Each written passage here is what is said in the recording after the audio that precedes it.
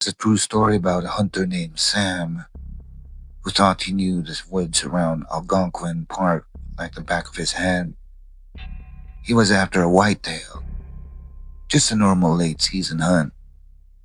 But as the light started to fade and the cold really set in, he began to realize something else was on the move with him. Something that didn't exactly follow the rules of nature. Let's just say the local legends he'd always laughed about were about to get a lot more real. The air in the Algonquin Highlands was painfully cold at that time. It was late on a November afternoon, 2001, just after 4:30. The sun was a weak red glow behind the pointed tops of the spruce trees. A thin layer of frozen snow cracked under Sam's warm boots as he walked on the ridge above Tea Lake. Below, the lake was mostly covered in gray ice, with a strip of dark, open water down the middle. He was there to hunt a deer, but for the last hour, he had a growing feeling that he was the one being hunted. Sam was a simple man, a mill worker from Huntsville who knew these woods well. He had heard the stories about the wolf, but he thought they were just silly tales to scare tourists. But he couldn't ignore what he found an hour ago. Wolf track. Huge, pushed deep into the frozen ground near a creek. The distance between the tracks was too long for any normal animal. And then there was a sound, not a deer or a squirrel, but a steady, quiet crunching in the snow, always staying just out of sight, matching his pace exactly. So Sam stopped. He leaned against a large pine tree with his rifle held ready. The wind changed direction, blowing right at him. It brought a new smell. It was a strong animal smell, like wet dog, mixed with something sharp and wild. Sam's breath caught in his throat. That wasn't a deer. Then the crunching sound stopped. A deep silence fell over the forest, heavier and more scary than any noise. The birds were quiet. Even the wind seemed to stop. Sam turned slowly. He peered into the dark blue shadows between the trees. At first he saw nothing. Then something moved. A shape stepped out of the darkness about 50 yards away.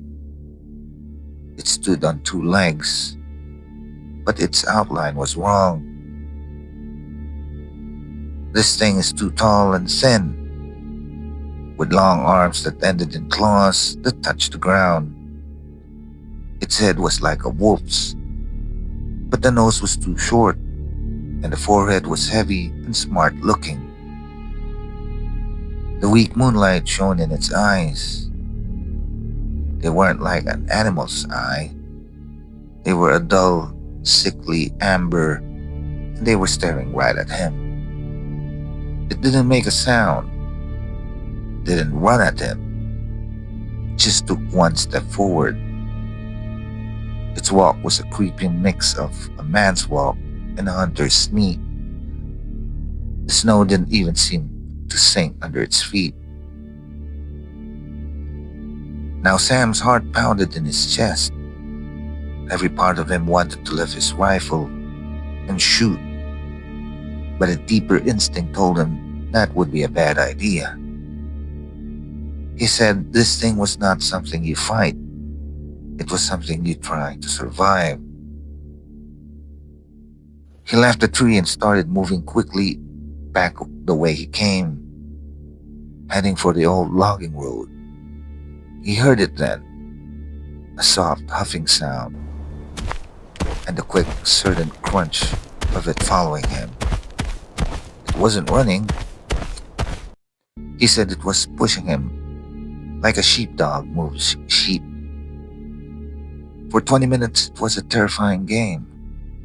Sam would struggle through a patch of thin trees and see the creature moving easily alongside him. He waded through a freezing stream, soaking his pants, and when he looked back, it was already on the other side, waiting. Those yellow eyes never looked away. He finally stumbled out into the gravel of the logging road. His truck was there, a wonderful sight, just a short run away. The creature stopped at the edge of the trees, didn't step into the road. It just stood there, like a king on the edge of his kingdom, watching. Sam's hands were shaking from cold and fear as he found his keys. He tossed his rifle into the passenger seat, jumped in, and locked the doors. As the engine started, he took one last look. The creature was gone, but pressed into the snow at the road's edge. Clear in his headlights was one large, perfect track. As Sam drove away as fast as he could, the woods behind him were silent. He realized he hadn't been prayed to be eaten that day. He had been given a warning. He knew without a doubt that this hunter had been the one who was hunted. And by the way, Sam never went out hunting again.